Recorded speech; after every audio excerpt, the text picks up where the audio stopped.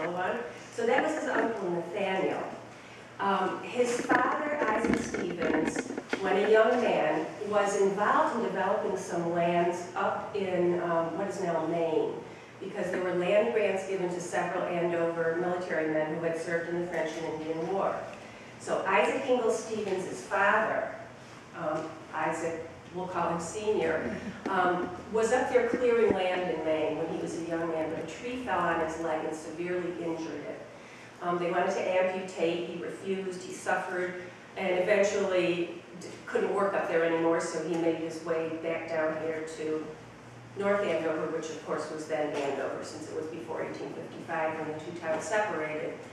At first, he rented the farmhouse and land at 11 Marble Ridge, and then later acquired it as his own property.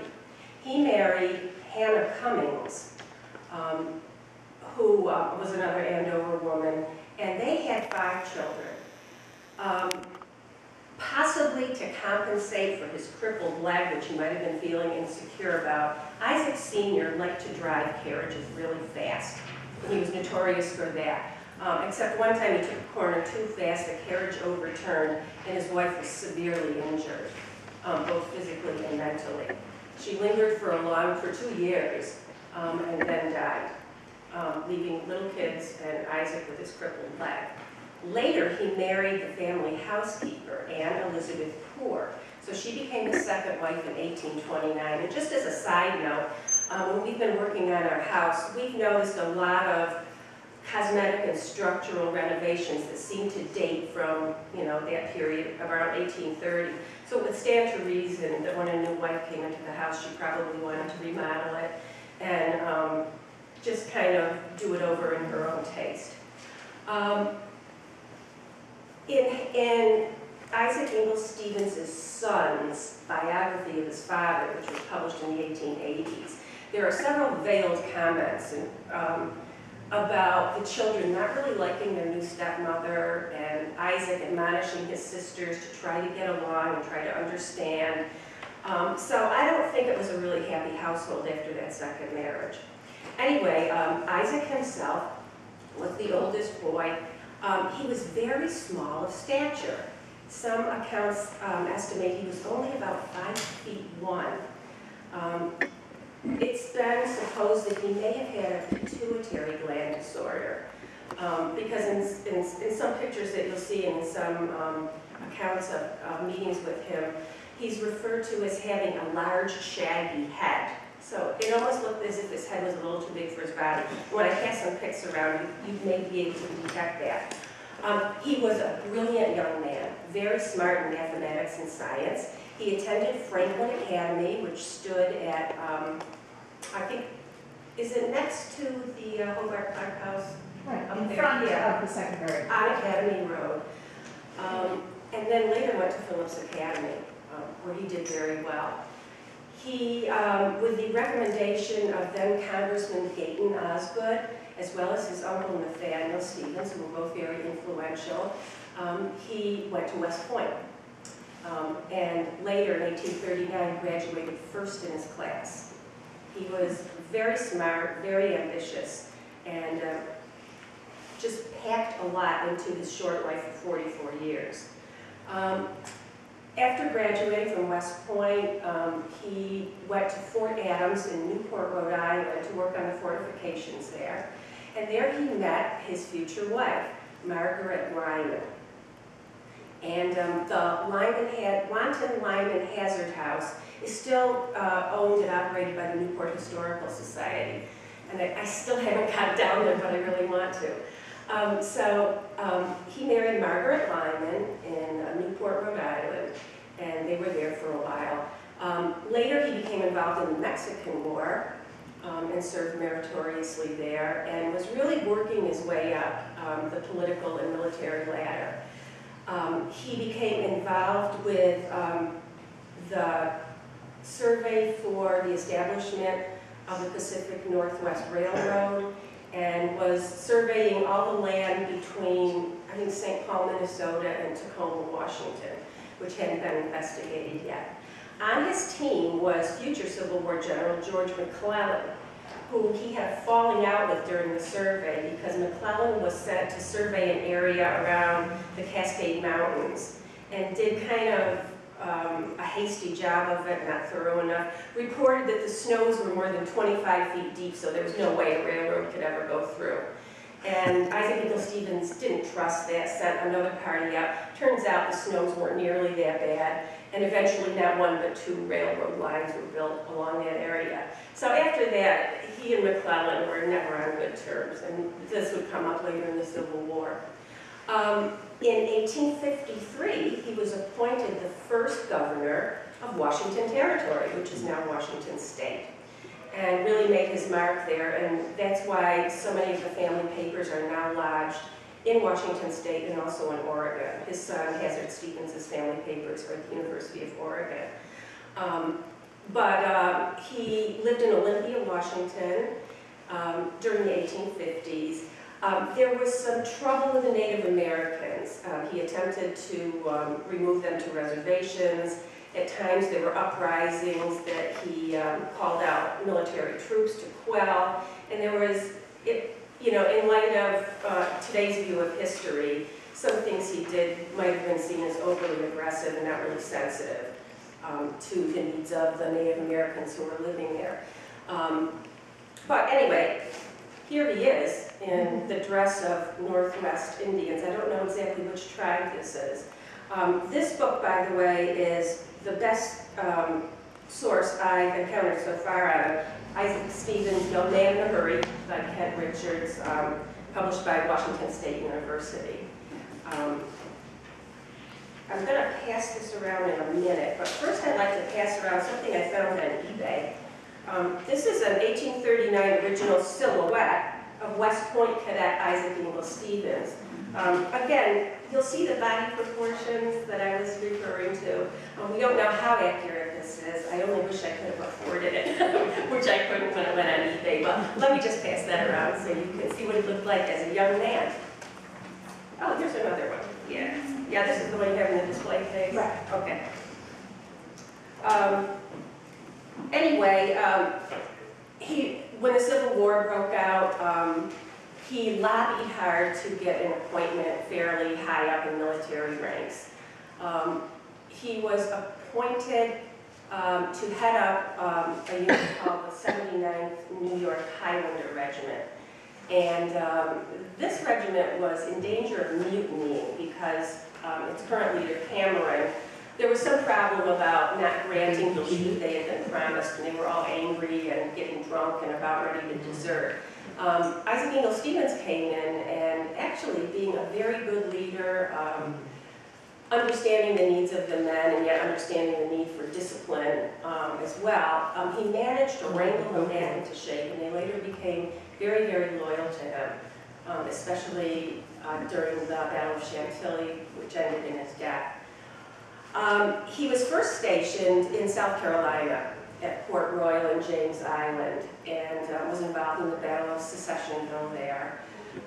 The southern planters of Port Royal had abandoned their plantations when Union troops arrived and left about 10,000 black slaves, just, you know, with no leadership, nothing to do. It wasn't clear whether they were still the property of their masters, or at one point the government declared them contraband.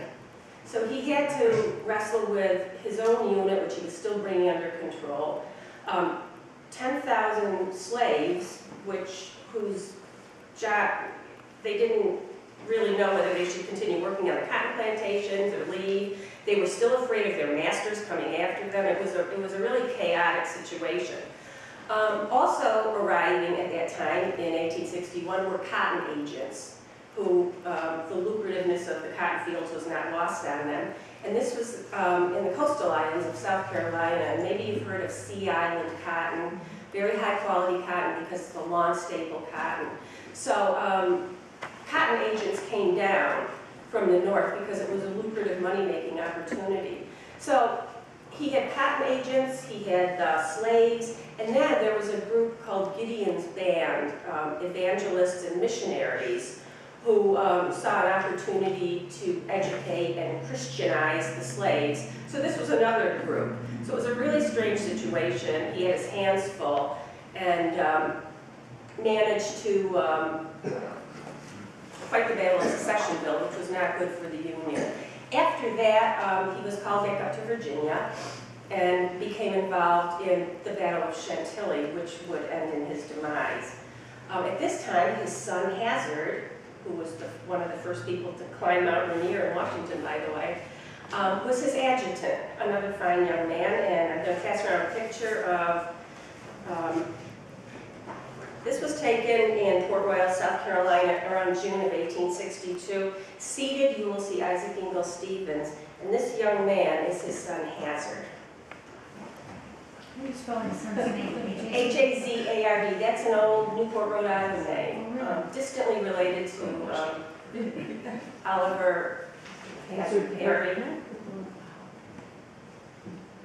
Okay, and I'll also pass around this picture of Isaac himself, seated on the porch of that same plantation in South Carolina. The detail on the house that he's in. It's beautiful, isn't it? Yeah, I'm like, wow. It was a very grand house by all accounts. It was the home of a Presbyterian minister. And it had a fine library, which during downtimes he had cataloged. Oh, really? During I'm also going to pass around a picture of his wife, Margaret Wyman. Here you'll see a picture of Isaac Ingalls Stevens as a young man, a picture of his wife as a young woman, and then Margaret, or Meg as he called her when she was older. Okay.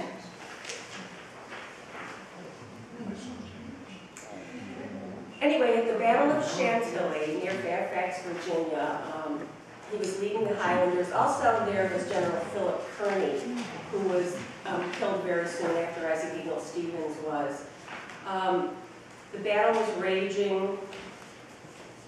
Hazard, his son, was wounded twice within his eyesight, so maybe spurred on by that, he grabbed the flag of the Highlanders, raced on his horse right into withering rifle fire, and reportedly yelled, "Highlanders, my Highlanders," carrying the banner aloft, shot through the temple, collapsed immediately, died on the battlefield.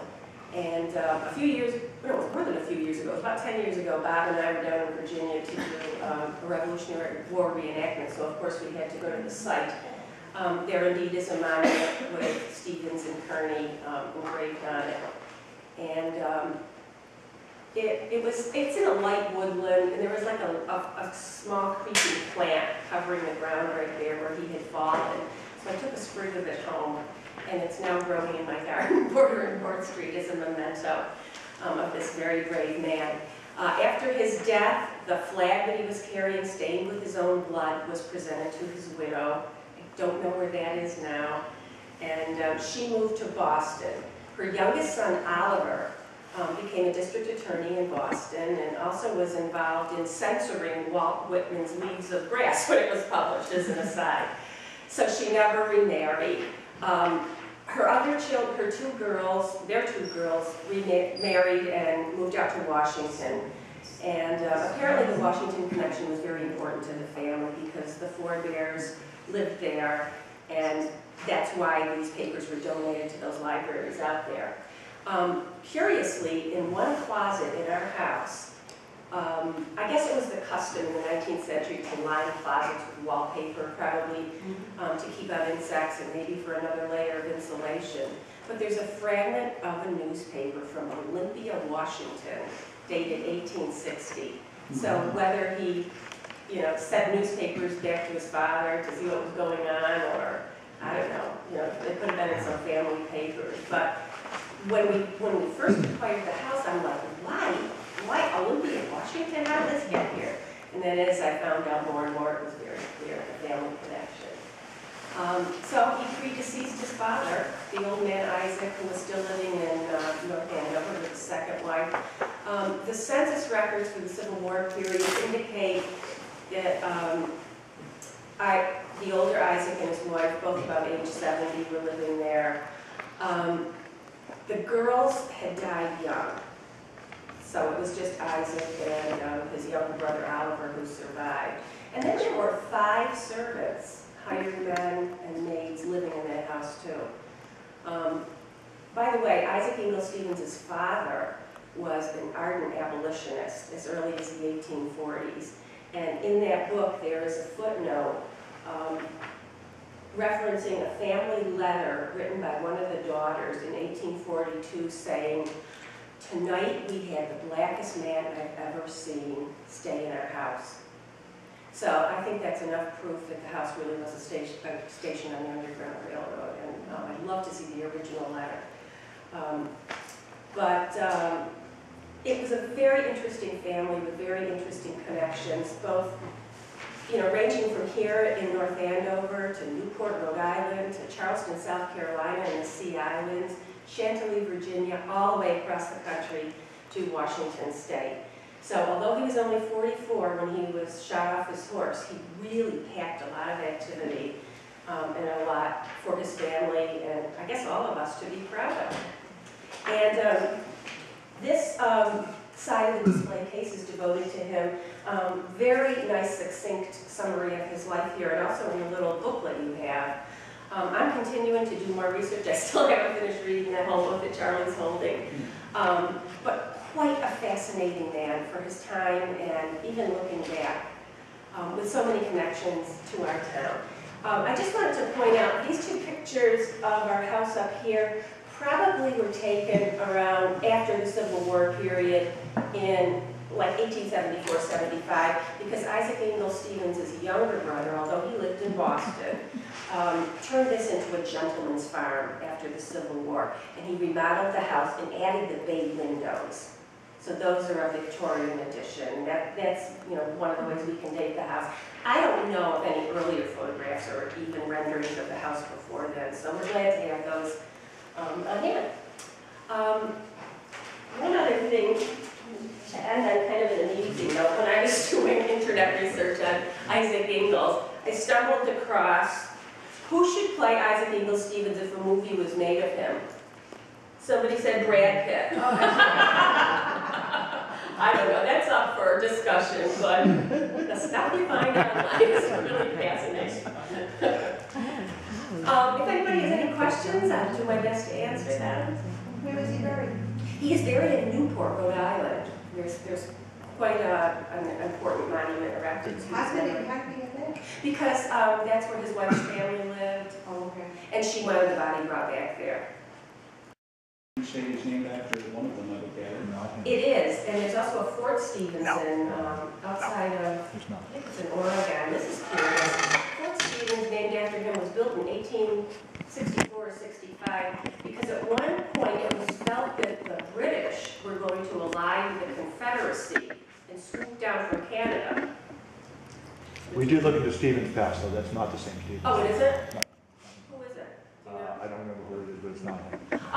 Bob, why don't you say a few words about your trip to Washington and what you found there? I had the occasion to go up to Sacramento a lot now for business, so I took a quick jaunt up to Seattle, I think last fall, and I met with the folks at the State Library, State Archives, and they were very gracious to bring me through the whole display they had. It started because I think we saw something on the internet, just Googling stuff. We saw this display on Isaac Ingalls Stevens at the, I think it was the State Capitol building in Seattle. And the first thing I noticed was that picture. I said, hey, that's our house. It was kind of odd that I'm going through the internet. I said, there's a picture of our house on the wall of a display. Yeah, it was like a big blow-up picture of it. Yeah. So I called them and I started talking to folks, and they said, well, come out, you can stay at my house, the whole thing. Great. So I went out there, and they gave me a real nice personal tour of the whole exhibit and some of the back room stuff. I was able to get into the library and they brought a bunch of stuff down, including the 1818 Family Bible, which was really nice. And just, here you go, take a look at it. I wish I had more time, and I will definitely get back there again. As a matter of fact, I'm going to Sacramento next week. So I want to get out and see what else is there. But my particular interest there was to try to tie in things like the newspaper she mentioned. Why is there a newspaper hanging on our wall from 1860 when we knew he was only in Washington from 53 to 57, I believe, 53 to 57, Then he was in DC 57 to 60-ish, and then joined the Union Army. So why is there a 1860 newspaper? And that's when we realized that so many of his family was still out there. They were probably mailing things back just for information and such. So I started looking into letters back and forth. And we have one letter from very early on that I transcribed from his handwriting so you can read it. But another letter was to his father, one to his sister, one to his cousin, and also letters back and forth to him. So I wanted to tie in Washington, Seattle, Washington to here, particularly to the house.